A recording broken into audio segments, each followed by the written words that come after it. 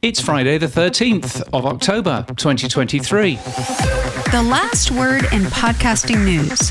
This is the Pod News Weekly Review with James Cridland and Sam Sethi. I'm James Cridland, the editor of Pod News. And I'm Sam Sethi, the CEO of Podfans. In the chapters today, podcasts are launching on YouTube Music in the UK and in other places. Production companies have stopped producing new content for the BBC. What's going on there then? And also... Hi, this is Todd Cochrane, CEO and co-founder of Blubrry, and I will be on later to talk about my 19 years of active podcasting. He will. This podcast is sponsored by Buzzsprout. Last week, 3,100 people started a podcast with Buzzsprout. Podcast hosting made easy with powerful tools, free learning materials, and remarkable customer support. From your daily newsletter, the Pod News Weekly Review. Right, James, let's kick this show off. YouTube has launched in the UK and Australia. Very nice of them to come into our backyards. What have they launched? Because I keep hearing launched, but I'm not really sure what launch means. Yes, well, as the helicopter goes overhead for the fourth or fifth time today. Who knows what's going on there? Yes, they're rolling out podcasts globally. If you remember, they added podcasts to the YouTube Music app here in Australia a couple of weeks ago. They've now added the podcast homepage, youtube.com/podcasts, which looks much the same as it does in the US, to be fair. But they've also launched on the app on YouTube Music in the UK this week as well, which I noted is the second largest podcast market in the world. And YouTube Music is actually, it's a really interesting app because it is normally pre-installed on all modern Android phones. So worthwhile just bearing in mind that this is the app which everybody will have. So this is the equivalent of Apple Podcasts and Google Podcasts. We never got such a thing. That's a plane going overhead now. This is nice, isn't it? So Google Podcasts was never actually pre-installed. So the fact that the YouTube Music app is pre-installed, is a standard installation on all new Android phones, is a pretty big deal, I think. Yeah, I mean, is this really Google saying we've got to put everything in one box to compete with Amazon and Spotify and Apple, or is it going to be another Google graveyard where they just try it, fail, and then just go, oh, well, we'll go back to what we do normally then? Well, I think YouTube by itself isn't in any risk of being a Google graveyard product. YouTube is massive, as we know, second largest search engine in the world, only after Google itself. So I think YouTube is going to be pretty safe. I think YouTube Music is going to be pretty safe as well. They've very successfully pulled that away from the Google Play brand and moved it into the YouTube brand to make it work a little bit better and clearer. So I think all of that is a very good move. So I don't think that there's going to be any significant concern here. Apart from anything else, the way that you earn money out of YouTube is a pretty standard way, and that will work whether or not you're a podcast or whether or not you're producing full motion video as well. If you have enough users, then you get to share some of the money. So I think that actually, it's arguable that they're actually even launching a product here. It's just another category in the YouTube app and in the YouTube Music app, and I think it's probably a good thing. So, now, is it good news for the podcast industry? Well, that's a very different conversation entirely, I think. Now, YouTube also launched primetime channels in the UK on Paramount Plus. I mean, am I supposed to now go to Paramount, pay for YouTube Music and watch it there? No, it's the other way around. So you go to YouTube and you have access, if you want to pay for them, to a bunch of additional services like Paramount Plus, like DAZN or DAZN. Is it DAZN? However you pronounce it. So basically, instead of having 400 different streaming apps with lots and lots of different companies, you can have just the one. So it's essentially YouTube trying to be your cable TV company. They're doing that quite well in the US with a different model, YouTube TV, which is being able to watch a ton of live and on-demand channels there. They're doing things slightly differently with primetime channels, which I believe is now in Germany, Spain, I think, and also now the UK. And basically pulling everything together. So if you like TV, you'll get all of the TV on your YouTube app. I think that's probably a sensible plan as well. So, pulling all of the video content and audio content into one big ecosystem is probably not a bad plan. I've got that similar strategy with Fire TV here in the UK. So I go through Amazon and I can license Paramount. Yeah. I guess they're all doing the same thing. Yeah, I'm sure that they're all doing much the same sort of thing. They're also adding, of course, if you're with some podcast hosts, then they are already automatically uploading shows for you to YouTube. RSS.com is one of those, who I'm an advisor for.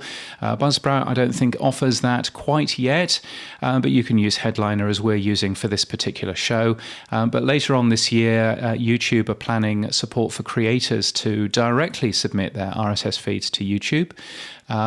So that will enable you to gain access to that sort of thing as well, which is probably a good thing. Not quite sure when they're going to launch that, but I do know that there are quite a few people now using that as a test and giving YouTube feedback. So there's some interesting stuff going in there. I think one of the very interesting things, particularly, is that you're not allowed adverts on the YouTube version of your podcast. So sponsors, this show is fine because we've got sponsors, but you're not allowed to all of a sudden stop and have a 30-second ad, like the Acast model.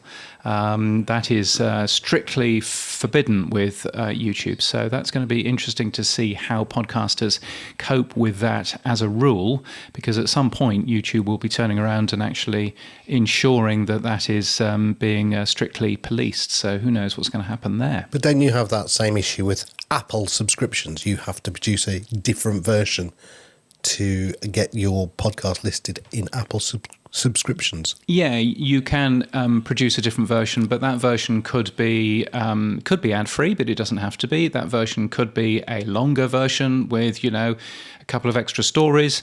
That version could be a whole new additional show. The Pod News Extra show that we produce could be just an Apple subscriptions exclusive. So I think it's a little bit different. What Apple certainly isn't doing is they're not turning around and saying you can't have ads in your shows if you upload them to Apple, whereas YouTube is most definitely saying that. So I think that's going to be interesting once people wake up to this and go, well, hang on a minute, I'm earning money on my podcast with these programmatic ads, and you're telling me I'm not even allowed them on YouTube, and I think that's going to be quite a wake up call. Well, we'll watch this space. Now, moving on, Twit, which is This Week in Tech, owned by Leo Laporte, has said that they've been blocked from certain advertising lists. James, tell me more. Yeah, so these are advertising block lists which are used by products like Eero, which is a Wi-Fi system where you can basically turn on an advertising block list on there. You can also use Pi-hole if you've got an old Raspberry Pi knocking around in your house. Then you can use that to block all of the ads on every single device that you own in the house. Or there's products like NextDNS or Control-D. I use Control-D, it's rather good. Anyway, all of these things have advertising block lists in them. And that basically says that any connection to, for example, Google's DoubleClick just simply doesn't work. And so you don't get connected to that, and then you don't get any ads. And that's fine if you're looking at websites, not so fine if you're trying to download a podcast. Because the way that a podcast works, of course, is it's one piece of audio and it just happens to have some ads in it. And so when people add podcast hosting companies to an advertising block list, as somebody added Twit to, but also there have been others. Megaphone has been added occasionally, and A Million Ads and various others. Then that basically means that you can't download your podcast at all. And the reason why this was spotted, it wasn't spotted by This Week in Tech, it was spotted by Marco Arment from Overcast, because he was getting a ton of emails saying, your app is rubbish, Marco. It doesn't allow us to listen to my favorite podcast, Twit. And Marco was there going, well, actually, it's because of this. And so one of the things that Marco is going to be doing in the next version of Overcast is to make those error messages much clearer, so that he has actually already done the tech. He's told me to basically flag and say, you're running an ad blocking system, and you need to turn the ad blocking system off if you need to listen to this particular show, and we can't control that. So I feel quite sorry for Marco having to deal with an awful lot of angry, emails, because that can't be easy, because it's got nothing to do with him at the end of the day. Yeah, and I'm sure that the Twit network was not very happy to be added to a block list either. No, well, indeed, and but these block lists are normally run by a couple of well-meaning amateurs who are sitting and not necessarily understanding what happens if you add a podcast hosting company to a block list. So yeah, that's clearly going to be an issue too. Lisa Laporte tweeted out this week. Can I say tweet? I'm still saying tweet. That they have reduced their advertising to one ad per show now. She framed it within the way that it was from the advertisers wanted it that way, but I suspect that there's a lack of inventory coming through, because they've been talking about that quite a bit over the last 6 months. Yeah, they have been. I wonder what is going on there. I wonder what the what the deal is. I mean, clearly, we are still seeing economic uncertainties, I believe the phrase. It doesn't help when another war starts in some countries. So I think that is clearly going to cause some issues. But I think that they're actually right in cutting down the amount of ads in shows anyway. There have been some very dumb calls, from my point of view, from radio people saying, we've got away with 12, 13 minutes of ads an hour. Why aren't you guys in podcasting doing that? Well, the reason why we're not doing that in podcasting is because it sounds rubbish. And that's absolutely not the right thing. I think that would be that would be certainly a mistake there. So cutting down the amount of ads, probably a good thing.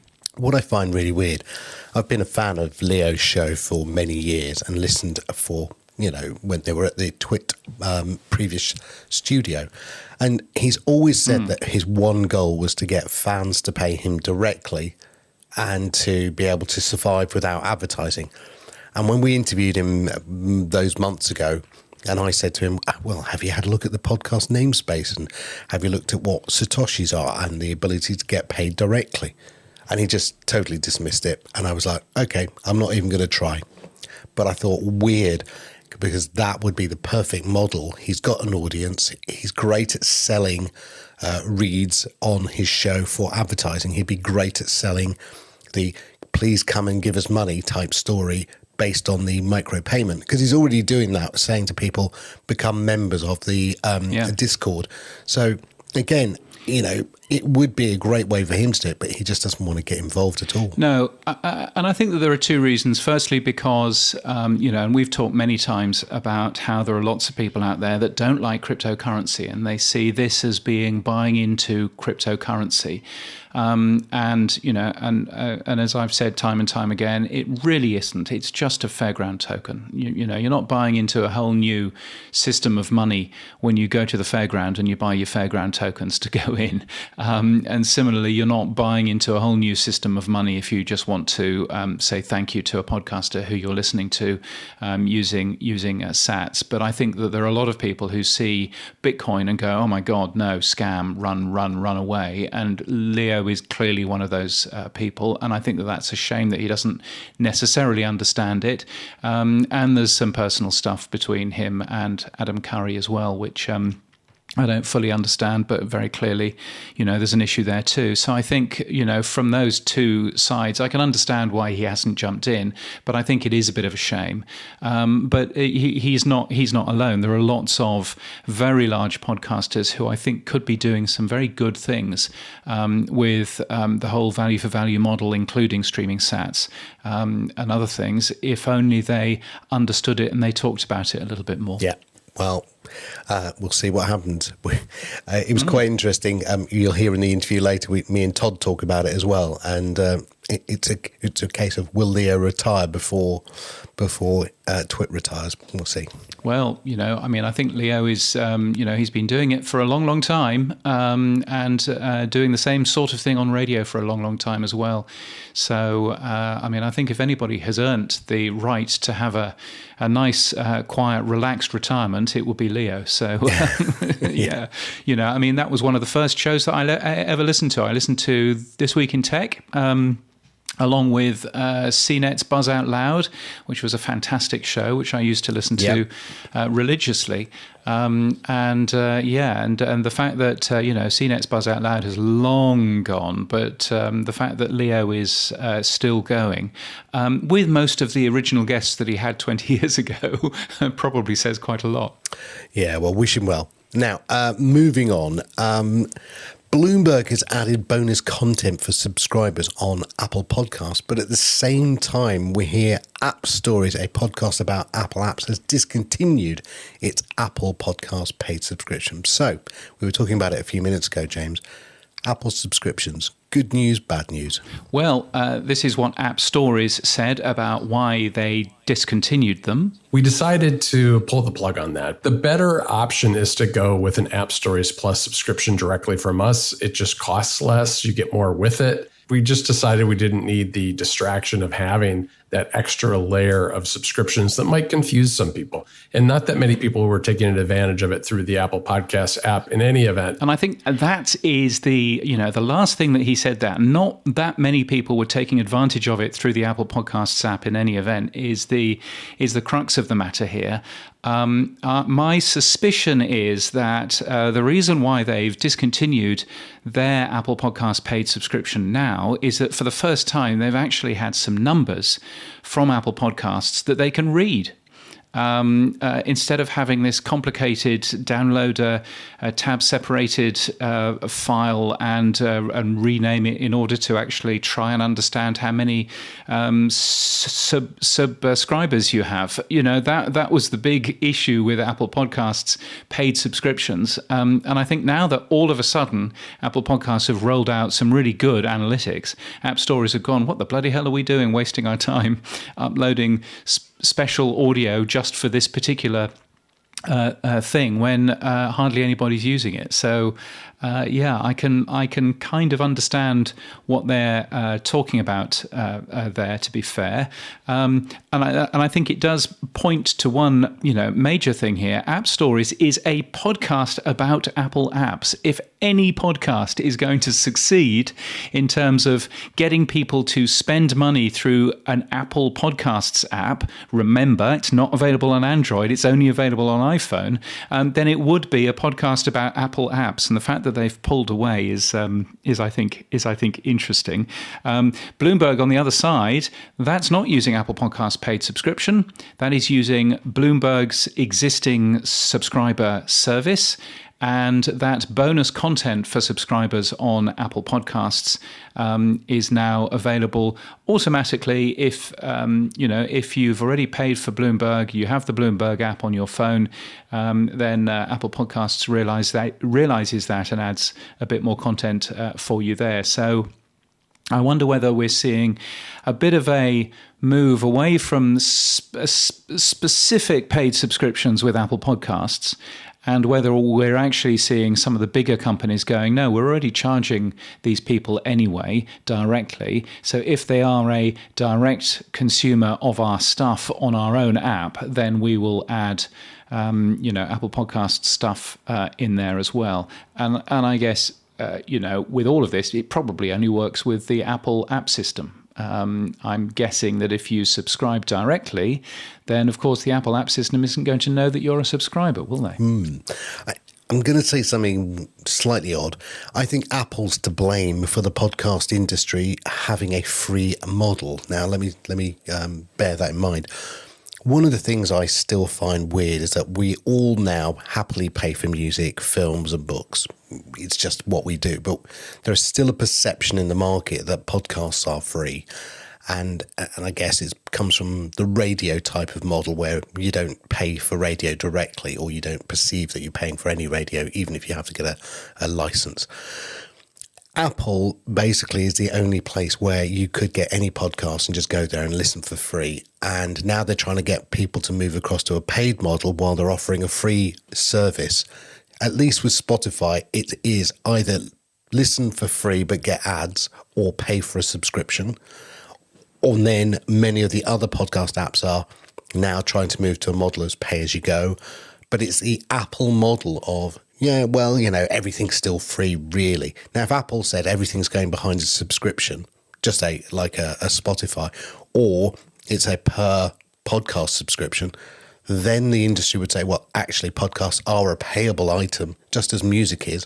And therefore, yes, now I need to decide whether I want to pay the what I call the Chinese buffet model, with Spotify, pay once, eat all you like, or the pay-as-you-go models that, Podcasting 2.0 are trying to put forward.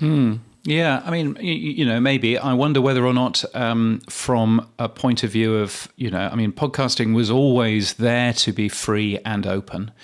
And I think as soon as you start putting paid-for stuff where you can only listen if you pay, different to value for value, of course, then you end up essentially not being able to do that in an open way. You have to pay for Audible. You have to pay for Spotify. You just don't pay for Apple. And that is what's causing the industry to have this perception that podcasts are free, because I don't pay when I go to Apple, so why should I pay anywhere else? Yeah, well, yes. And of course, Spotify, just adding audiobooks into Spotify, that hasn't necessarily gone down particularly well either, because the Society of Authors, deeply concerned last week, they said in a press statement, to learn that all major book publishers have agreed new limited streaming deals with Spotify. As far as we're aware, no authors or agents have been approached for permission for such licenses. Authors have not been consulted on license or payment terms, and publishing contracts differ, but in our view, most licenses given to publishers for licensing of audio do not include streaming. Then they're not hiding away from the fact that they think that what Spotify is doing in terms of audiobooks is completely wrong. So there's a thing too. We're there talking about people getting paid, and the Society of Authors, which is the UK trade union for writers, is deeply uncomfortable with what Spotify is doing.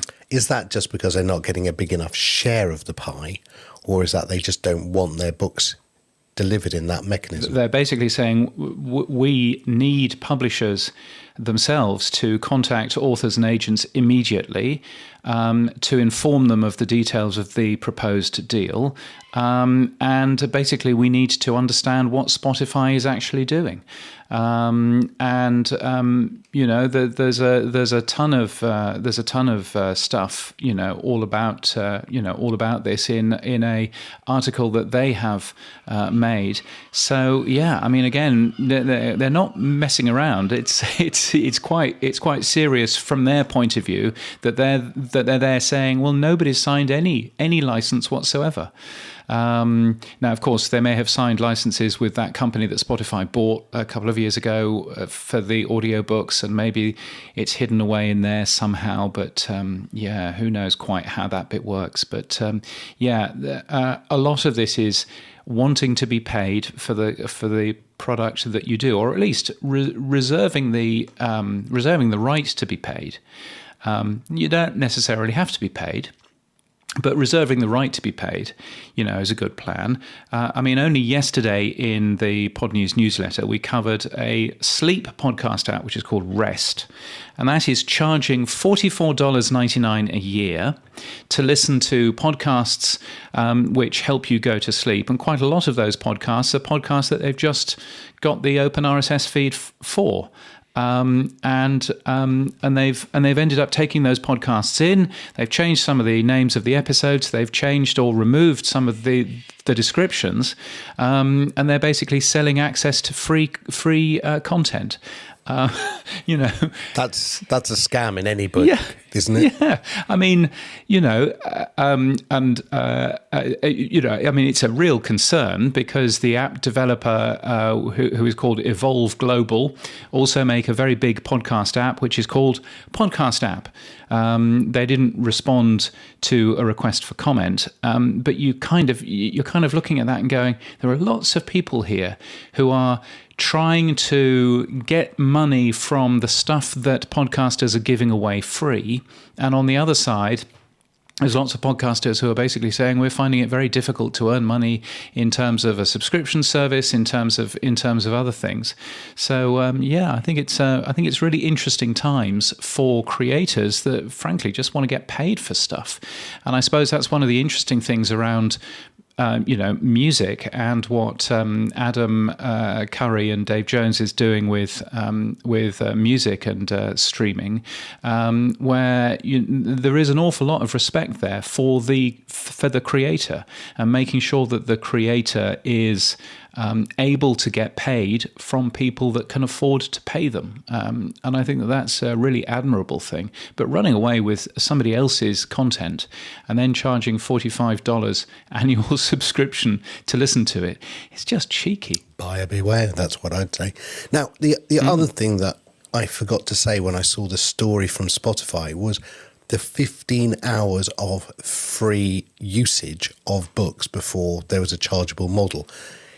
It made me realise this was actually Spotify changing its economic model and maybe testing that in books, because they don't charge on a per time listened basis for anything else. They only charge on a free eat all you like but pay your subscription in advance model.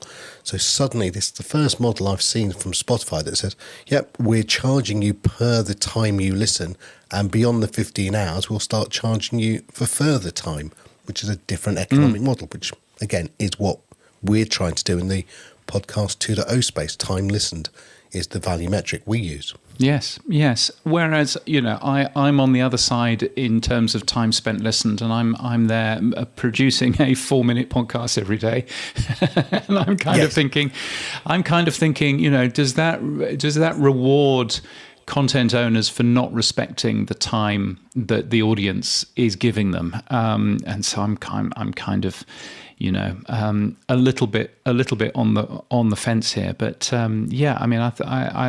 think that there's certainly lots of different ways that creators can get paid, and I think quite a lot of this is respecting what the creator wants. And making sure that the infrastructure is in place to respect whatever the creator wants. If the creator wants to give stuff away for free, great. If the creator wants to charge for it, great. If the creator wants to do various other things with it, then that's absolutely fine as well. But everything that I've been trying to do over the last 3, 4, 5 years has been respect whatever the creator wants, because that's the most important thing. Now, fully agree. Let's move on, though. BBC is squeezing its budgets. That sounds painful in any shape or form. But it's reported that they're only offering £800 for a 2-hour music show. And people are saying that is not viable. There's no profit in that. Yeah. What's going on, James? So, this has been a problem from the BBC. They haven't necessarily pulled the prices down. It's just that the cost of living has gone up. And so the big broadcaster, Something Else, which you might know as Sony Music Entertainment's podcast division, they also make a ton of radio shows. And they've basically said, no, we're not going to do these radio shows that we make for the BBC anymore. 18 of them, according to the Media Podcast. They're not going to make any of them anymore because it just doesn't make sense to make them. So here is Chloe Straw from Audio UK. It's not even about making profit. Those budgets are not big enough for indies to even go for them. In terms of money, not an awful lot of money. Faraz Osman, who works for a company called Gold Waller, he looked into making shows for the BBC, and again realised that it's just simply not capable to earn money out of it. £800 for like a 2-hour show. you're making virtually no margins on that. So at the end of the day, something else, pulling out of making 18 different radio shows, it makes the BBC, they're running around trying to find other people to make these shows for them. I think that this is an issue with IP more than anything else. If you're just producing a music show on the BBC, you're doing it in their studios. It's their talent. You don't have access to the talent. You don't even have a say as to who that talent is. But you're producing the production team to go in there and help that particular show go on the air. So it's not something that you can earn any money out of. It's not something you can turn into a podcast later, any of that. And so essentially, it doesn't necessarily cover the costs of the salaries of these people to end up doing. I mean, £800 for a 2-hour show sounds big, but if you remember that you've probably got 2 days worth of work for that, then that's £400 a day. That's not an awful lot of money in terms of wages to give somebody. So fascinating to see something else basically turning around and walking away. I should point out that they have also been making people redundant and cutting their team as well. So perhaps it's not quite as cut and dry as all of this, but you can certainly see that there's going to be some interesting times for the BBC, particularly since they have to spend money with independent production companies. So they're kind of a little bit stuck here. They have to spend that money with independent production companies, but on the other side, independent production companies are increasingly turning around and saying that we're not that interested in giving them, in taking this work because it doesn't pay enough. Well, yeah. What's going on with the BBC? It's all going. What's going on? It's all going on. Yes. Even when you look at stats, it's all going on, isn't it? Podcasting, up or down, James? When you look at listen notes, it appears there's a significant drop in new podcast launches this year. Should we be worried? Well, yes. Should we be worried? So a couple of people have been writing doom and gloom articles saying, it's the least amount of new podcast launches ever, and we're all going to hell in a handcart and all of that. And I have resisted in doing that, but I saw yet another person writing, a significant drop in listen notes as if this was a big story. And so from my point of view, I look at those numbers and I look at the numbers that Listen Notes also publish about the number of new episodes, which for 2023 is going to be higher than 2022. So the number of podcast episodes being created isn't in decline. I've also spotted a large number of new shows being launched in existing podcast feeds. So it's a new podcast taking the place of a dead one. Now that you can't programmatically work out, is that a new podcast? Because it looks like it's an existing one. It's just changed its name. So from that point of view, I think there are lots of new podcasts happening, but they're probably happening in existing feeds. So there's probably nothing to worry about there. The Podcast Index is saying that there's more active podcasts now than there was in August, and that seems to be bouncing back, which is nicely. And of course, podcast consumption is going up as well. So are we all doomed? Is there a significant drop in podcast launches? I'm not so sure that A, there is, and B, that it matters anyway. Oh, well, that's sorted that out then. Now, there's a new podcast company on the block, James. Who are they? Yes, they're called Calaroga Shark Media. They even sent over a pronunciation guide, Calaroga. We needed that. Both of us are awful. Frankly, I'm a big fan, particularly since there is a street in Adelaide called Calaroga Street. Which is spelt the same way but pronounced slightly differently, and I was told in no uncertain terms it is not that, it's Calaroga. But anyway, yes, they're making short-form podcasts. They're already making things like Taylor Swift Today. They're making a show which is all about the royal family, which comes out every day. They're all about 15 minutes long, and they're starting with 16 different shows. Some of those are brand new and some of those have been going for some time. It's a collaboration between between the Shark Deck and Calarogo Media.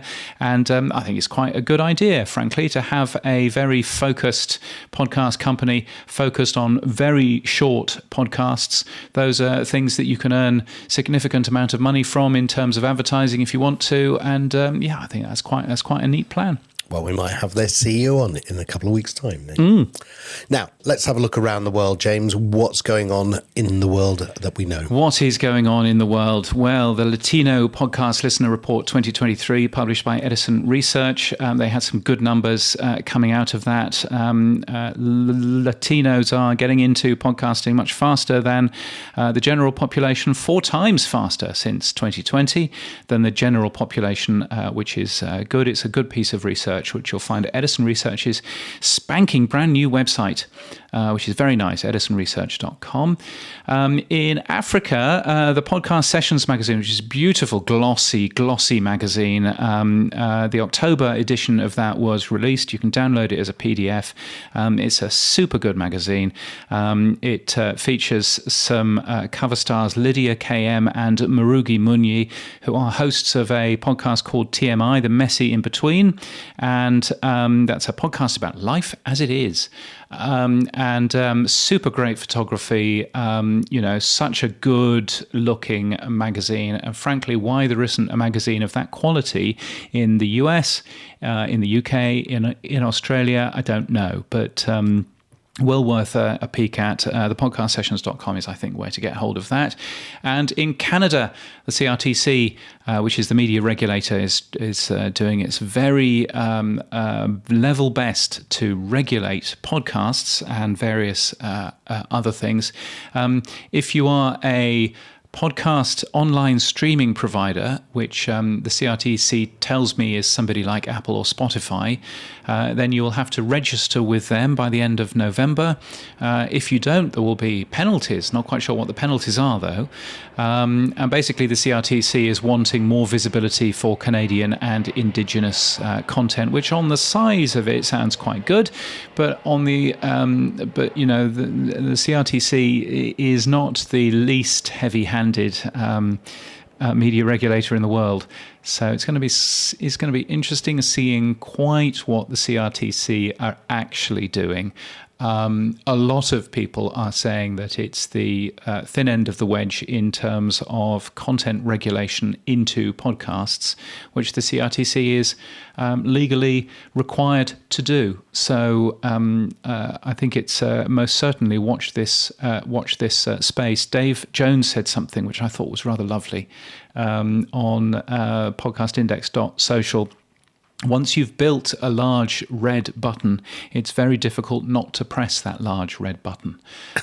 So once you've built all of that regulation, it's very difficult not to actually use it. So Mr. Putin, watch what's going on in Canada. Yeah. Mr. Putin, don't press that button. Do not press that button. Indeed. Yes. Indeed. Right, James, let's move on. Job news. Who's coming in, who's going? Well, yes, people news, because obviously we'll talk people for things other than just jobs in just a second. But Jen Aldershaw has been hired as lead of ABC Listen, which is the ABC radio podcast and audiobook app here in Australia. She was once a radio presenter for Triple J, the youth station. She's been doing lots of very exciting things. So she's a proper radio person. It's always nice to see proper radio people being in charge of radio apps. So congratulations to Jen. Craig Strachan, friend of the show, has been promoted to Global Head of Podcast Industry at Amazon Music. I love Head of Podcast Industry. I think that's a fantastic thing. The head of the podcast. What's the phrase that Adam and Dave use? The industrial complex. Yes, exactly. The podcast industrial complex. So yes, so Craig Strachan, global head of the podcast industrial complex at Amazon Music. He's been with Amazon since 2016, and he was head of podcasts for Europe, Australia, and New Zealand, rather bizarrely. So many congratulations to Craig. And Chris Long has been hired as Chief Revenue Officer at Gemini 13. He was Regional Vice President of Sales at SXM Media. But not just that, we're seeing a bunch of A bunch of anniversaries coming up. Evo Terra is celebrating 19 years in podcasting, along with someone else who you spoke to, Sam. Yeah, well, you reported that friend of the show, Todd Cochrane, has been podcasting, or at least Geek News Central is 19 years. I'm sure he's been going a little bit longer than that, if even. But I thought we'd reach out to Todd and find out what his journey's been like for those 19 years, what's changed, what's stayed the same. But he wasn't really interested in the past, which I loved. He was more interested in the future, talking about his new service, Podcast Mirror, and what's happening with Podcasting 2.0. It's been a fun ride. October 9th, 2004, I pulled up a chair to a little desk in a hotel room in Waco, Texas, and with a $14.95 microphone from the Walmart across the street, I recorded the first episode, and I introduced it with AC/DC Back in Black. You can't do that. So episode 1 and 2 actually went beyond the nether somewhere because I took them down. I was afraid I was going to get hit with a copyright violation later on. But yeah, that was the thing. You know, it was. Well, caught the fever early on. What a great track to start with. Those about to podcast, we salute you. That's right. Right. So, yeah, looking back over the 19 years, I mean, I know you said it's a $14.99 mic and it's a laptop and the internet, but fundamentally, has anything really changed, or is it just the same? Yeah, fundamentally, it's changed a lot, you know, because you really had to be a geek in those early days. And I was running on a content management system called Movable Type at the time. Remember it well. Didn't switch to WordPress until later. But we really were trying to figure it all out. The biggest challenge really in those early days was hosting, because we all had to do our own thing. And by the time or before the first hosting platform came on the market, which was Libsyn, the first one, I was shuffling between like 9 or 10 shared hosting accounts. I would move the show like every 3 days because I'd run out of 500 gigs of bandwidth, run out of 500 gigs of bandwidth, run out. But what, you know, if you think about it, those file sizes at the time were small because we were only encoding maybe 32K at the tops in those early days. But, you know, things changed pretty rapidly. 2005, Apple introduced podcast to iTunes, and then we were off to the races, really. So from that perspective, no, things haven't changed that much. But, you know, definitely being early it helped, you know, from a sense. But also, I did a tech show as my Genesis show, and I still do. There was a lot of tech shows. So it wasn't like, you know, there was, the genre of shows was narrow, tech, comedy, and a few others, but so there was a plethora of tech shows in those early start days. Give everyone who doesn't know, what are the shows that you do? So I do Geek News Central. It's a tech show twice a week, Monday and Thursday. I record that in the evening. On Wednesdays, I do the New Media Show at newmediashow.com with Rob Greenlee. Him and I have been doing that more than 10 years in itself. And then there's 3 of us that round robin on the Podcast Insider at Blubrry. So usually around a couple episodes a month of the company podcast. But all told, I think I totaled it up here recently. So more than 2,300 episodes and plus 2,000 plus interviews, some that I have received and some that I have given. You know, so because, the majority of those interviews were done at like the Consumer Electronics Show, CES show. It's part of adding content to the tech stack for the Geek Show. Now you've got Blubrry and you've got multiple products, you know, got WordPress products, you've got other products we're going to talk about shortly. Is the podcast a loss leader to making people aware of Blubrry, or is it fundamentally its own separate entity? Where does the podcast sit within the business? Yeah, the 2 shows that I do for Geek News Central and the New Media Show are not, you know, really designed to drive. It's not a funnel for Raw Voice or Blubrry specifically. But why I do a podcast, and I was talking in our Facebook group about it yesterday, was if there's very few podcast hosting owners, founders, team members that actually do podcasts. So on my team, I have a lot of team members that do podcasts. Barry, my CFO and legal officer, he does a travel show. One of the guys that's on our board of directors does a indie music show. And so it's really, my philosophy was and has been, if I'm going to talk about monetization, if I'm going to talk about growing a show, if I'm going to talk about consistency, if I'm going to talk about all these things that are important in podcasting, you better be doing it. Yeah, eat your own dog food, as they say. That's right. You better be doing it. And if you're not, and you're talking hypothetically, be quiet. Yeah. You don't know what you're talking about. I agree. Now, one of the things that you have with both Geek News Central and the New Media Show is you've now started to adopt some of these new Podcast 2.0 features. And one of those is Lit, the live item tag. Yep. How have you found it? Yeah. I mean, has it been challenging? Or has it been, oh, no, okay, now we've just got through a few of the, glitches. It's pretty smooth. Where are you with it now? Having done live literally for more than 10 years for both Geek News Central and the New Media Show. And, for us, it was just an extra step to click a button and say, hey, we're live, and then notify the Podcast 2.0 apps at podcastapps.com that are capable of showing live audio or video. And we're both up live on audio. We're both up on live and video in those apps. And for me, it's exciting because, I've always been an individual that said, I want to control my own destiny. I want to build my own brand. I want to build my own .com. I don't want to rely on YouTube or Facebook Live or any of these other places to build an audience and to keep the audience, basically engaged. I'm never going to get deplatformed. But at the same time, I would much rather have the audience, if they decide they want to consume live, consume it in an app where they're having conversations, the same place they're having conversations or podcast or, regular consumption of podcasts. So I'd rather have them have it there than have it on YouTube or have it on Facebook. Now, granted, the audience is definitely split on where they largely watch now. They watch those three places. They watch on YouTube Live, they watch on Facebook Live, and they watch within the podcast apps. And, pushing folks to those other apps over time, it's just an education thing. So I think it's fantastic. It does give a person the ability to not be reliant on an algorithm. And that's what you are when you're chasing YouTube numbers or you're chasing Facebook. It's the logo that you're battling against.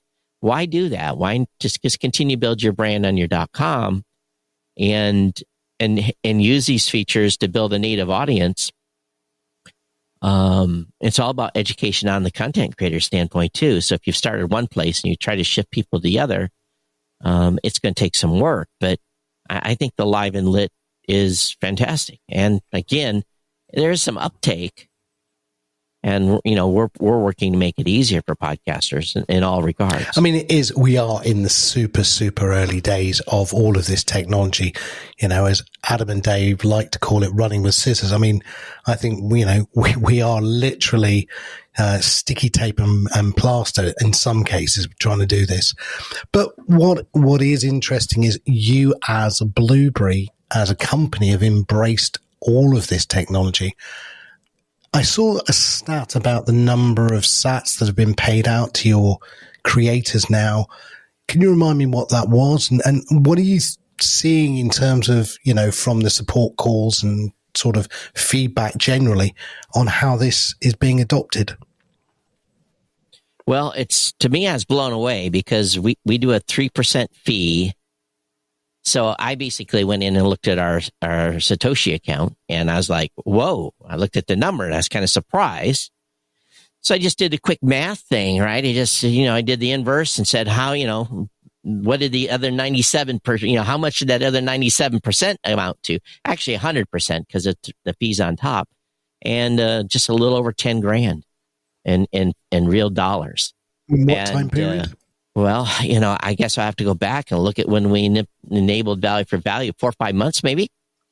So not a huge amount, but I was actually kind of surprised. And So I mean, something new I'm doing now is like, okay, where are all those sats going?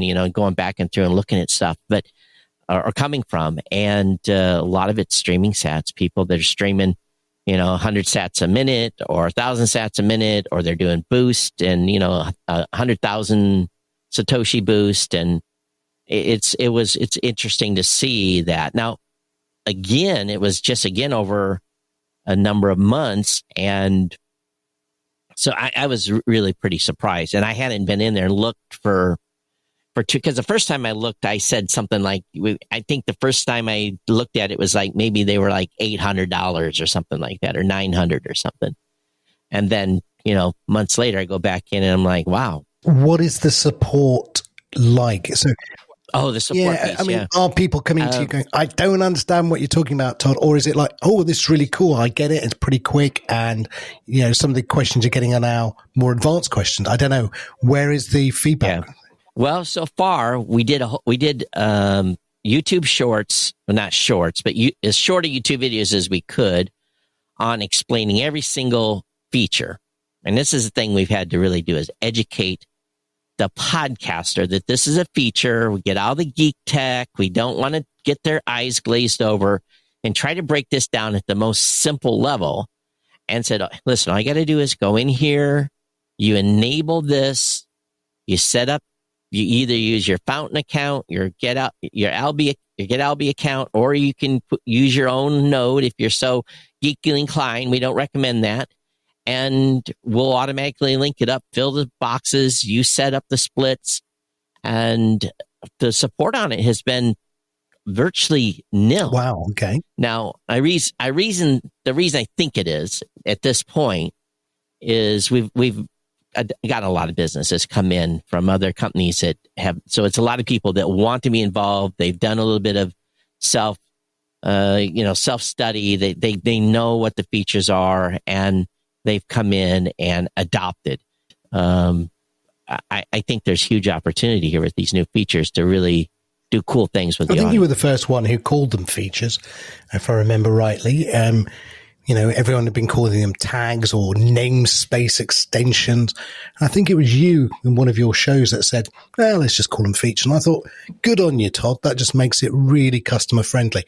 Now, with your adoption of all of these new features, do you think you've created a competitive advantage? Do you see other people leaving, other hosts? I mean, I don't know if your data tells you that, but do you see that? Well, let's be honest. We're not the only ones that have done some significant adoption. RSS.com, Buzzsprout, RSS Blue, and a few others have done significant adoption of Podcasting 2.0 tags. So I'm not getting customers from there.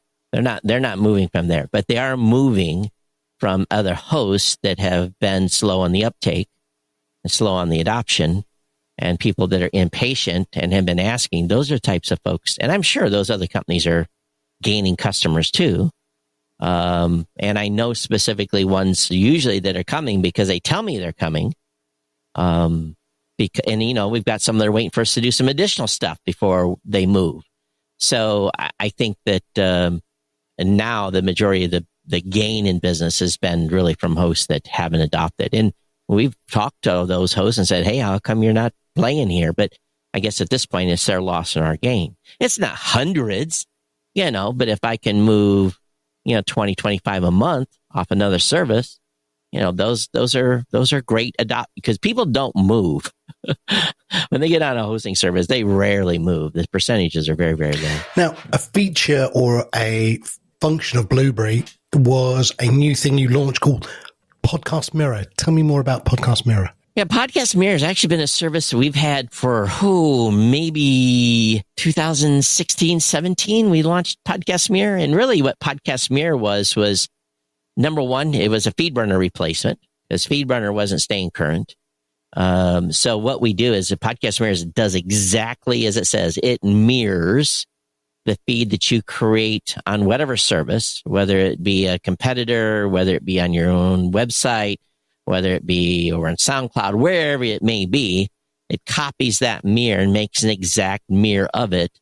And then basically that becomes the point that Apple Podcasts and Spotify and everyone else they pull from that URL. And it basically designed that service to be a rocket ship and to basically really like load quickly. There's a lot of high volume podcasts that are using Podcast Mirror for years, and we made it available for free. Well, with like anything else, we started looking at the cost of what this was costing us every month. And it's free for it's been, again, a free for everyone, but we made a change just a couple of weeks ago, put a $60 a year annual fee on it. And then we added a number of Podcasting 2.0 features. So what's kind of cool about this is you may not want to move to Blubrry. You may want to stay at that non-participating Podcast 2.0 host. But guess what? We made it now so that you can do live, you can do value for value, you can set the medium tag to the type of content it is. So if someone's on SoundCloud and has a music show and they want to participate in this new thing that's going on with music, they can do that, or they can set the medium to podcast. There's the funding tag, credits. We even support OP3. And it's all channel level features, top level features, because I really, to implement something at an episode level would require a monumental amount of work. Because again, all we're doing is we're taking the feed that was originally created, we're making a copy of it, hosting it on Podcast Mirror with an address at Podcast Mirror that loads lightning fast, takes the load off your web server. If you're on $1.99, or maybe you're over at some place that charges you for too much traffic, which happens a lot as well. Now we just inject at the channel level those Podcasting 2.0 features, and what it really does is it makes a show immediately able to participate in this new medium, again with a limited number of features: live, value for value, medium, funding, credits, and OP3. And of course, GUID. If they don't have a GUID, we'll put a GUID in there.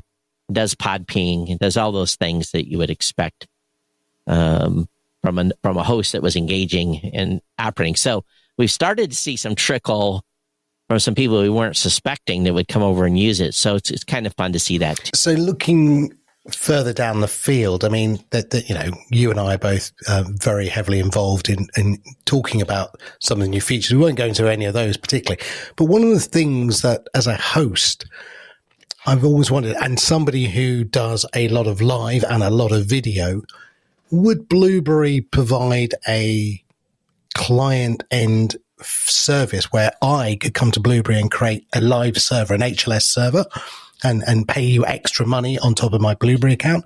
Is that any in the planning around that maybe? It's on my list, but I don't have it in the stack yet.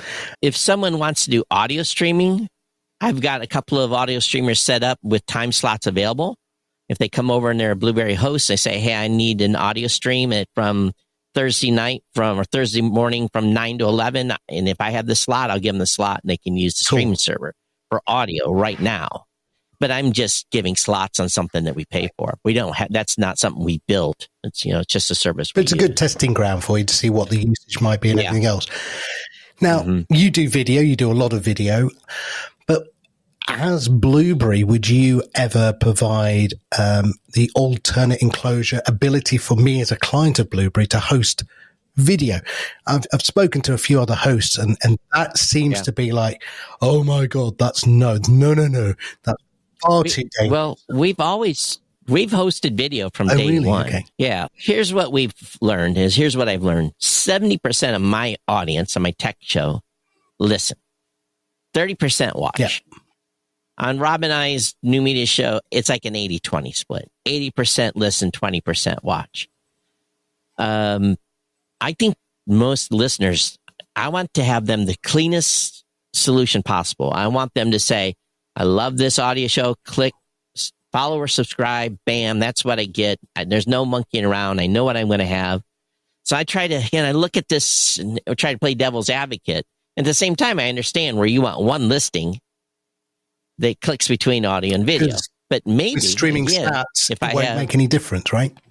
Same value. Right. But again, I have two feeds with value for value set up in both, so it doesn't matter which one you hit. Okay, put your hat on, Todd, and tell me what's 5 years from now and what's 19 years from now.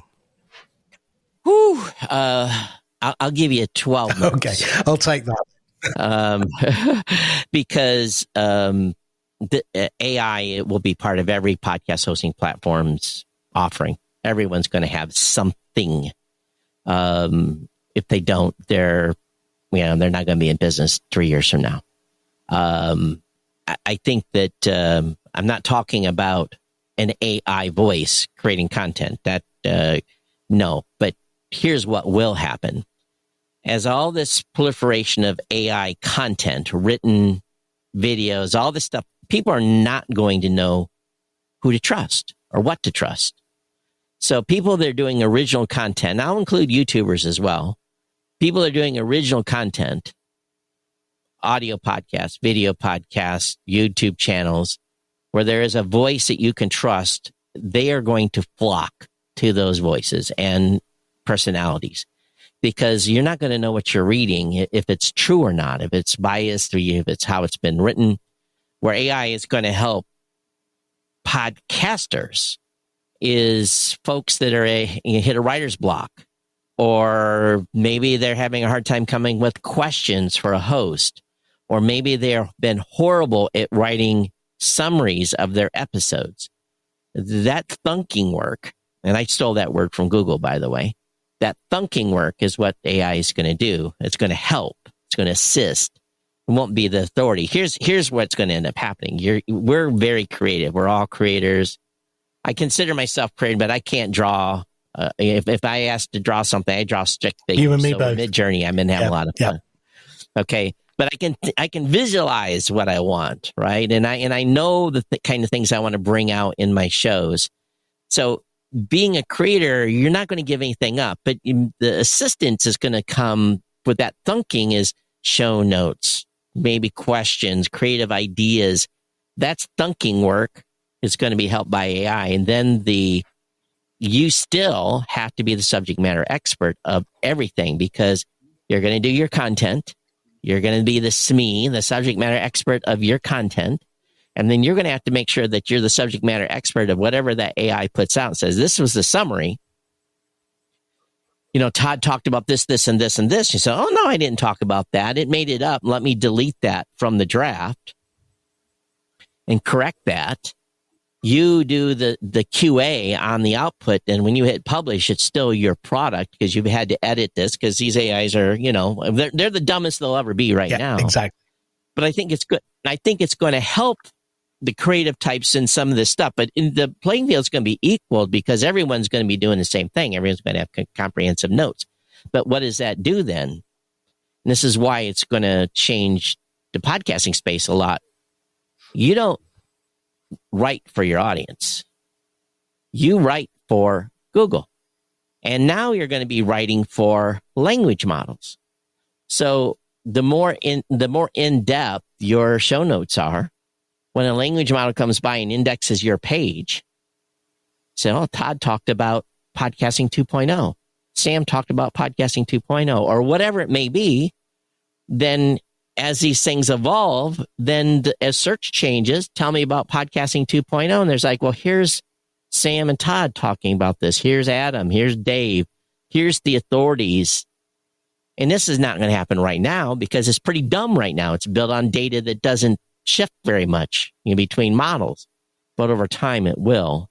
So in 1 to 3 years, the world is going to change completely for knowledge workers. And I think that podcast hosts better be, probably, if they're not aware of it, then sorry. Yeah. So I think that's what's going to happen. Now, what's going to happen for listeners? Well, we just want listeners to engage. We want listeners to be, that's what is the thing that most podcasters care about the most besides growth?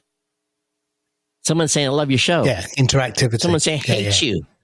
Someone saying that sucked, or that was great, or, my biggest fan that I had years ago was a hater, because he coalesced my audience. I would read every one of his hateful comments he sent to the show, and the audience would rally around me and I build a stronger user base just because of one. Sal, wherever you're at, come back to the show, brother. So Sal from Brooklyn. Put him on the splits. Exactly. So I think that, we want this listener engagement. What does listener engagement do? That keeps us motivated to create content. Because being a content creator, being a podcaster can be lonely. Yeah, I remember when doing radio shows, it was also very lonely until you got someone calling in. Oh, someone is listening. That's now, right. Switching slightly, we both know this person, Sure. Leo Laporte.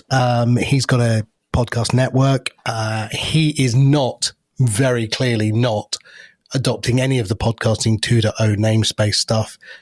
Which is the weirdest thing in the world, because if anyone's ever listened to Leo from the beginning, he's always talked about wanting to have fans pay him directly. And I'm going, it's available now, Leo. It's available.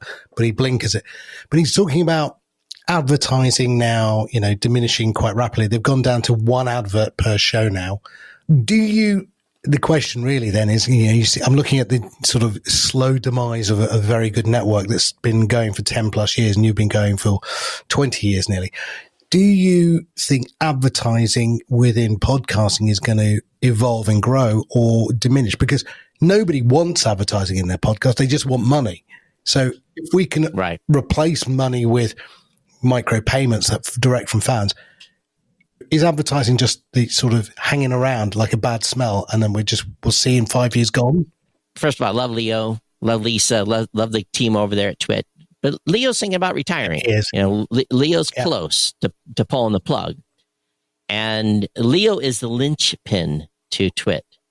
And, I've seen Leo get rid of some people in the past. I thought there was the legacy to continue on your network, but Leo made his own business decisions. So Leo, for many, many years, didn't call podcast a podcast either. He called it a netcast. So Leo's been a little slow adopting on some things, but still very successful in his own right. But he came from television. He had a pre-built audience, had a syndicated radio show. So Leo's operating at a level that 99% of podcasters don't. So if you build a big audience, and a big audience, I'm going to say, is above 10,000 listeners, 10,000 plays a download, you can do very well in monetizing your podcast through some great host-read advertising. And as the bigger you get, you can gain those advertisers on your own or through a partner. Where the problem is, in my opinion, is the partners have now started to employ a whole bunch of tech that is not beneficial to the content creator. We're in this world of everyone can't have their feelings hurt. And advertisers are risk adverse to someone saying there's something they shouldn't. I think you can do well if you have an advertiser relationship that is built upon trust and providing value, and you love the product. You can endorse that and do very, very well. The problem I run into now with advertising is I listen to some shows and there's an ad break every 7 minutes. There's 2 ads, someone droning on about something they really don't believe in. It's absolute crap. So, get on my soapbox a little bit. Media buyers are lazy. They are lazy. They have ignored 50% of podcasters don't want no advertising to begin with. So let's just throw that out. Let's say 10%, and that's being generous or being monetized today. That leaves you 40% of podcasts that want advertising. That inventory is empty. It's setting to be filled because media buyers have been lazy and not bought down into it. Some of the most engaging and beautiful audiences that are out there. So I think advertising can work, but you are now living in a world where, you say one word and boom, you're off the platform. You've had your ads pulled. So I think there's a way forward. I think the way things are going now, where the automation is what they're trying to do, is trying to build volume. And at this point, the automation is hurting content creators. So where value for value comes in, it's hard for a content creator to say, hey, can you provide time, talent, or treasure? I think the talent is easy. Asking someone to support the show, maybe be a moderator, maybe help with social. Talent being maybe submitting album art or whatever it may be. some sort of, maybe ideas for the show episode. The treasure piece is the hard part. And you have to ask. And, I don't want a buy me a coffee. That doesn't work. That doesn't keep the insurance and the lights on in this place. So until people start learning to support if you provide value and you get monetarily value back, whether it be in dollars or in Satoshis, I think Satoshis at this point are largely a feedback mechanism. They're, I've collected a lot of Satoshis. I can't complain. I've done well personally. Probably $600 or $700 in donations on Satoshi so far. But at the same time, my fiat funds that come in via PayPal donation probably equal just about that much in the same amount of period too. So again, it's a mixed piece. I think they can coincide with one another, but a lot of these automated systems that 90% of podcasters will never have to deal with are hurting that 10%. But maybe those podcasters need to stand up and say, stop. Yeah. I guess my question to you is trying to fast forward. What is the crossover time frame in your mind between people who are reliant on advertising as their monetization, which we know is just a bad way of doing it because there was no micropayment, so monetization through advertising was the option. But nobody wants a DAI ad injected into the middle of their conversation. Nobody does, right? Unless it's planned and prepared. Yeah, right. But even then, you're only doing it because you want money. I mean, how many Squarespace ads do we want, and My Pillow ads? So I guess if you knew, going back to if you looked at the amount. Oh, if I could go all the way back. Well, no, if you could go all the way forward, actually, more to the point. Oh, forward. So if you could say, right, today, I'm not saying you, but on average, I make so much per episode through advertising. At what point do you think you'll cross, or the industry will cross over, where micropayments is actually the bigger revenue value generator than advertising? At which point the content creator can go, you know what, screw ads. I'm now making more than enough money through this model. Are we talking 5 years, or hopefully not 19 years? Oh, that's a loaded question, because if you only have 1,000 listeners today, 1,000 engaged listeners, and you run one ad spot on a traditional CPM, you make a whopping $25. Yeah. But so for smaller shows and value for value, what if 1,000, let's say 10% of those 1,000 send you $1 a month in sats? Yeah. Equivalent value. Then you've already replaced your ad. If you're 10,000 and you cross that over, 10,000 downloads an episode, you could potentially make $250 an episode. You do 4 episodes a month, that's $1,000. You have to use this analogy to go out and say, where does it cross? You got to kind of do a little bit of simple math. And again, it's about getting the audience, training the audience, and providing value, and and I hate to say train, that's probably someone's cringing out there, to make them understand, hey, you want to support this show? I don't have an advertiser, please, time, talent, or treasure. And it can work.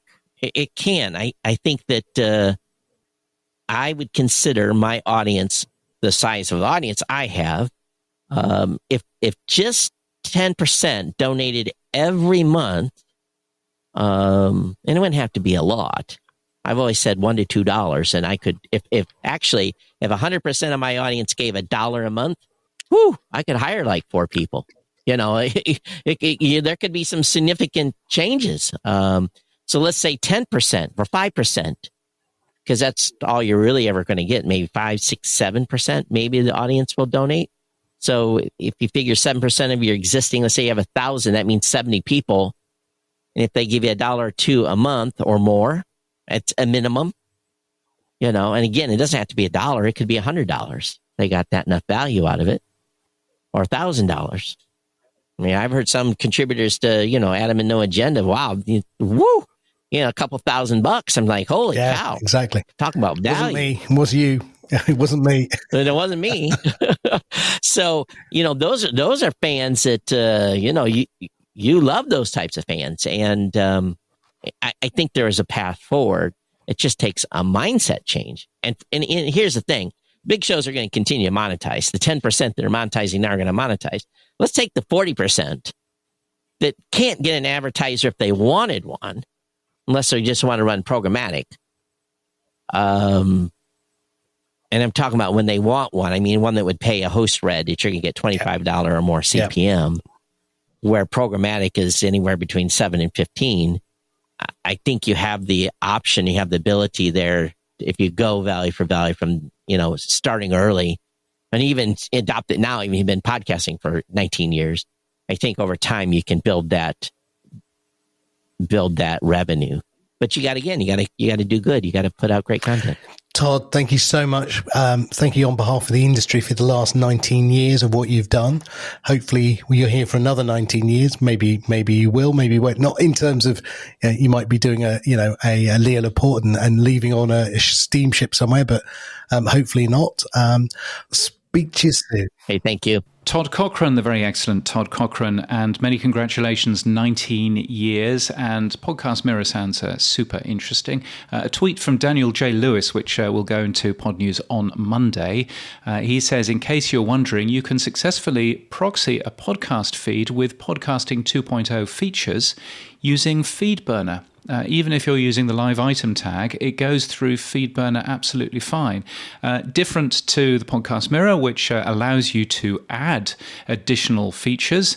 But if you just want to proxy an RSS feed yourself, then FeedBurner will automatically just pass through all of the tags that it doesn't understand, and all of that works quite nicely. It doesn't support PodPing though, so just bear that in mind. But yes, there's a thing. FeedBurner also something that you might want to have a look at if you don't need to add some of the tags for the podcast index. The tech stuff on the Pod News Weekly Review. Yes, that sounded a bit like tech stuff, and this is even more tech stuff. It's the stuff you'll find every Monday in the Pod News newsletter. Here's where we do all of the tech talk. Sam, are you going to say AI to me? I am. So drink, everybody. Drink. No, look, last week we talked about Spotify's AI and how Dario, the CEO, as an example, was dubbing Stephen's voice, but it sounded like Stephen in Spanish, and he was very pleased because his girlfriend's clearly Spanish and his future in-laws could listen to him. But I was saying, what was the tech behind that? And it seemed to imply it was OpenAI. Well, this week, 11 Labs, which is another very clever voice AI platform, has unveiled new AI dubbing features where your voice translation tool can convert spoken content to another language in minutes while preserving, this is the critical part, the voice of the original speakers. So if you don't want to use the clever way that Spotify has done it with OpenAI, you could just go to 11 Labs, who are offering a service to do this. I haven't tested it, but I think it will be really interesting to see whether your voice, James, actually sounded like your voice in Spanish or another language. They do Hindi as well, James, so we could have you doing Hindi in another language. That would be fascinating. Well, I think you in Hindi would be good too. Yes, I think it would definitely be worthwhile giving that a go. I'm presuming, as you know everybody, I'm presuming that you know the CEO of 11 Labs, do you? No, not this time. No. I know enough people who do, so I could probably get to them. Well, we'll see if we can get hold of them, because that would be interesting to give it a go. There's tons of these AI dubbing features going on, and I would think that it's really interesting to give them a go, see what they sound like. Particularly, I would be interested, as I think I said last week, I'd be interested in hearing non-English content being translated into English. And we have this sort of view, don't we, that, it's our English content that the foreigners want to listen to. And I actually think that it's rather the reverse. I'd love to listen to some Japanese podcasts. That would be amazing. Yes, it'd be interesting to hear those too, I would have thought. Leave it with me. I'll see if I can find someone. Now, Amazon has launched a self-service podcast advertising tool in the UK. What's that, James? Yes, they have. So if you want to, you can use this particular advertising tool to basically buy advertising both on Amazon Music shows, so shows available on the Amazon Music app, but also on Wondery as well. But it'll also, by the looks of it, also work with third-party publishers, apps and sites via something called Amazon Publisher Direct. Not quite sure what that is, but nevertheless, it's interesting seeing Amazon jumping into podcast advertising, which is nice. Podchaser announcing something quite similar.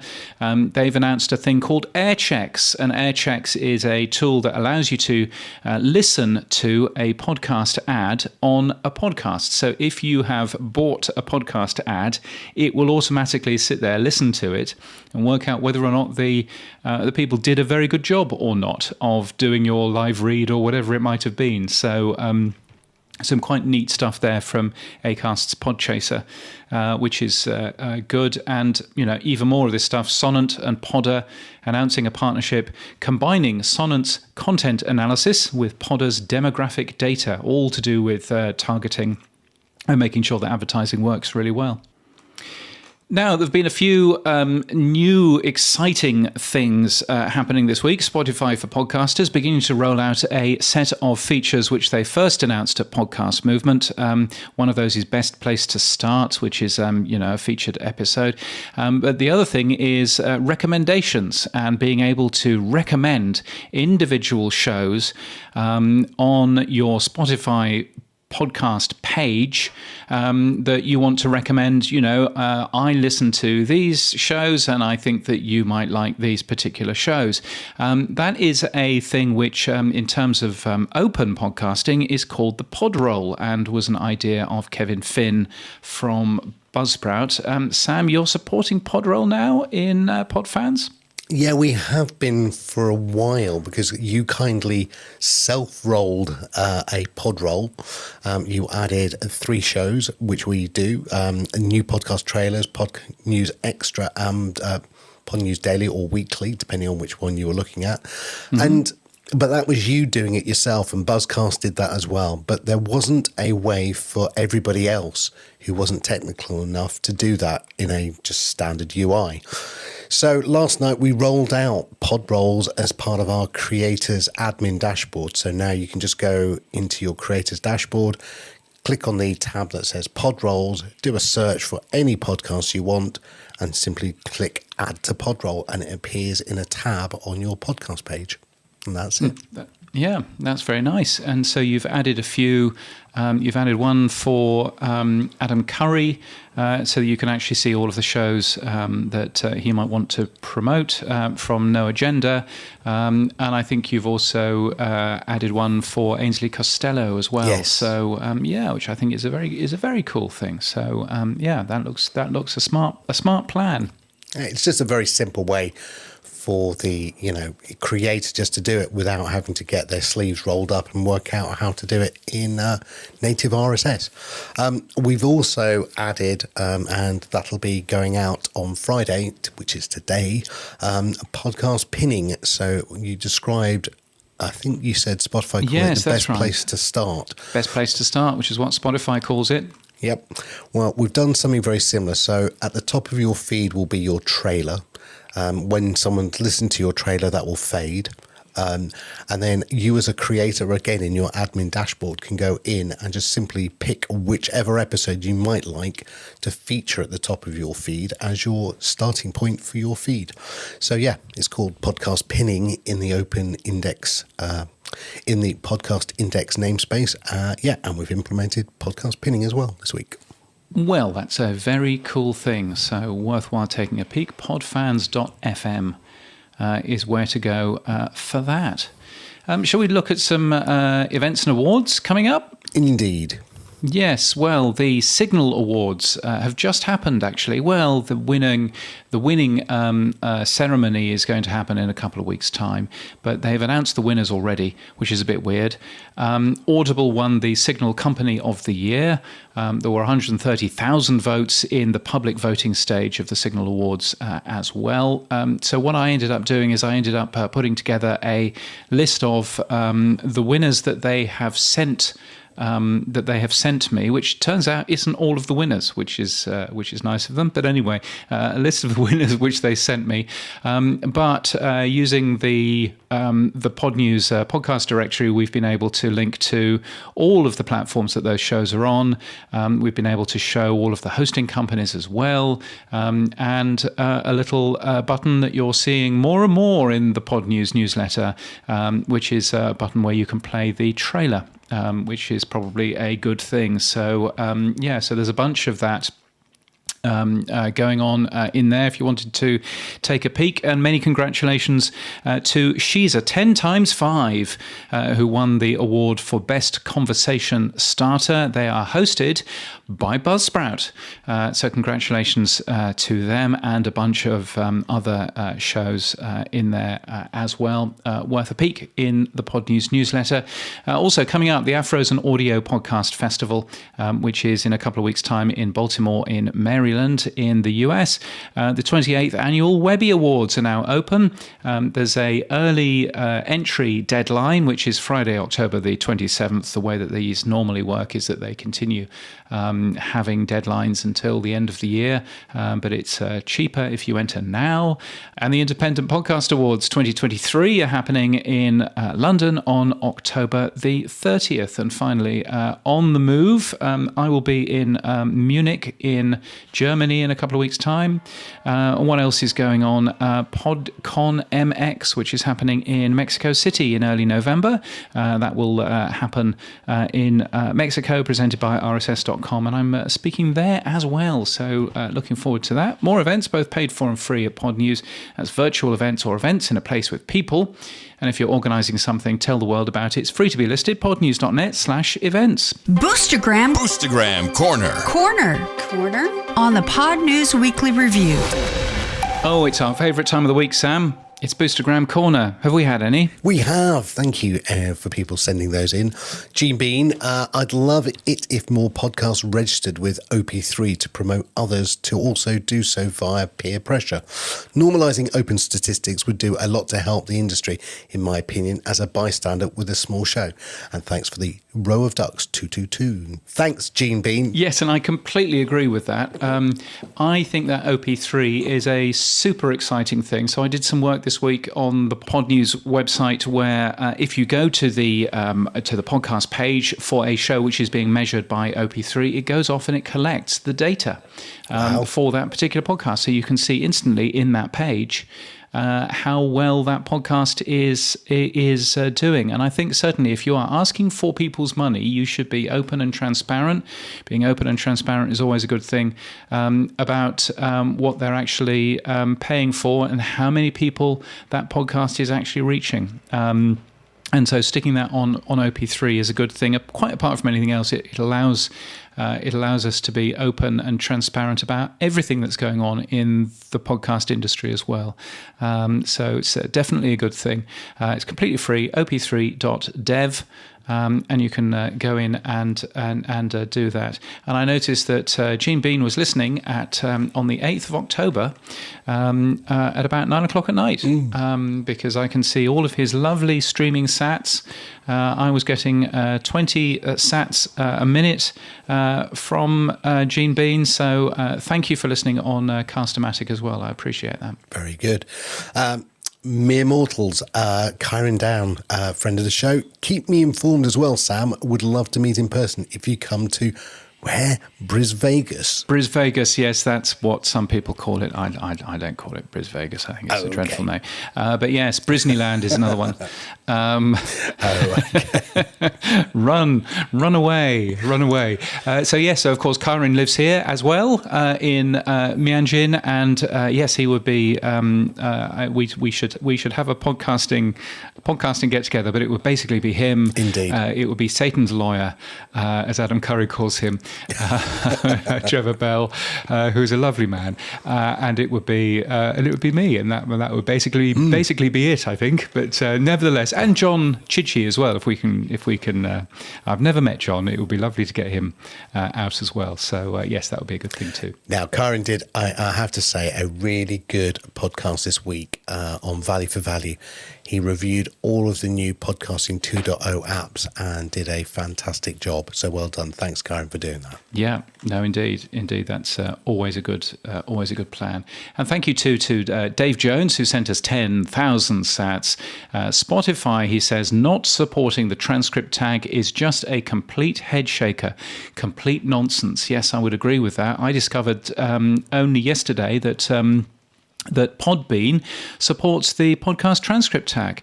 It's not listed anywhere as supporting it, but it does, and it's got everything in place. It does all of the SRT files and everything else. It's a very good thing. So really surprising that Spotify don't support that. Really surprising, frankly, that other podcast apps don't support that, particularly including Apple as well.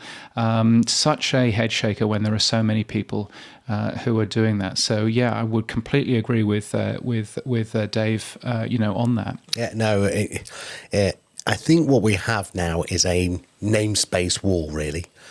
We have Apple's namespace, we have Spotify's namespace, and we have the open namespace from Podcast Index. And pick your namespace. Yes, except of course, Apple and Spotify, the new things that they are doing in their systems aren't open, so they're not using RSS. They're using whatever it is that they want to end up using, which I understand why they're doing that, but that's not a very helpful thing. Apple only this week, for example, carried something about kids podcasts and was basically saying, please make sure that you are saying somewhere in the description of your show what age range you're aimed at. And you're there going, have you not considered that might be a really good tag just to add? So it's a little bit frustrating.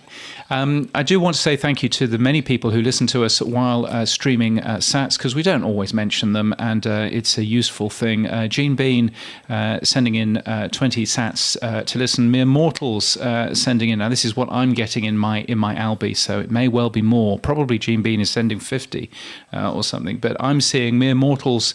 So that's Kyrin sending a good 9 sats a minute, which is nice. Dave Jackson sending in 24 sats a minute. Thank you, Dave. Much appreciated. The late bloomer actor also listening, as well as, what's he giving? 4 sats. So I'm guessing that's 10 sats a minute, potentially. Kevin Finn from Buzzsprout. Hooray! Our sponsors. Kevin sending us 27, or sending me 27 sats a minute. Name and shame them. Oscar Merry, 47 sats a minute I'm getting from that. And Adam Curry sending us 95 sats a minute, or rather sending me 95 sats a minute. As I say, all of these are probably after the split, because I don't fully understand what I'm looking at in terms of Albi. But that's a super kind thing. And Dave Jones, of course, also sending us stuff in there too. So everybody that is streaming, thank you so much for that. Streaming sats is a good thing. If you do get value from what we do, the Pod News Weekly Review is separate from Pod News. Sam and I share everything from it. We really appreciate your support so we can continue making this show and continue affording a nice beer together once in a while. You can become a power supporter at weekly.podnews.net, or you can support us with sats by hitting that boost button in your podcast app. Is there a birthday happening in your household soon? Oh, yes. Well, look, it's my wife's birthday. It was yesterday, but we're having a surprise birthday tomorrow. She doesn't know. She never listens to this podcast. She'll never hear about it. So we're fine. We can talk about it. We had a lovely night at the Pig Hotel, if anyone knows what the Pig Hotel is.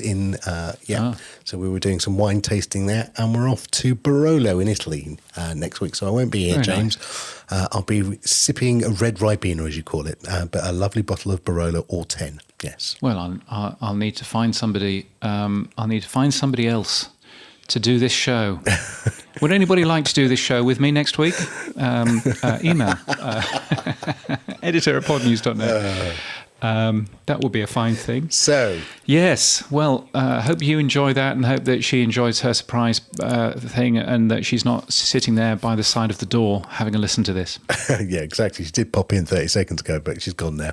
She's gone for a spa day with one of her best friends. So, no, she's gone. Oh, very nice. Yes. Now, James, what's been happening for you? I have been mostly doing tedious little bits of coding, which I needed to do in order to fix things. I've managed to do a very good thing, which is very tedious and dull, but my database kept on filling up, and I didn't understand why I had so many database connections, and I thought it was my crappy code. Anyway, it turns out to be the way that I configured a different box on my system, and I fixed that now, and everything is working as it should have been doing 3 years ago. So yes, so thankfully all of that has now gone away, and I needn't worry too much about all of that. But yes, so accepting that, everything is good, my week has basically been trying to stop the pool from turning green. It's a hard life in Australia, I tell you, and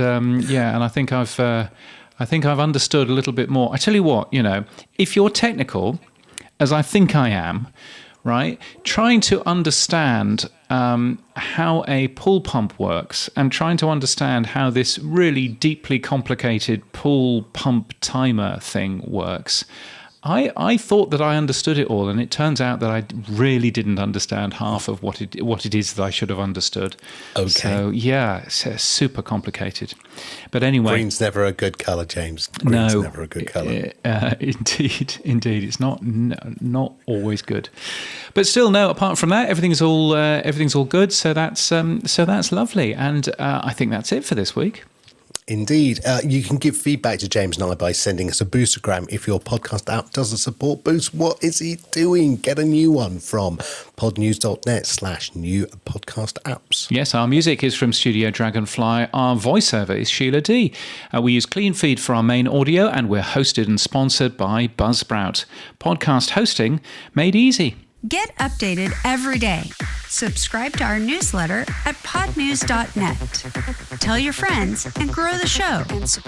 And support us. The Pod News Weekly Review will return next week. Keep listening.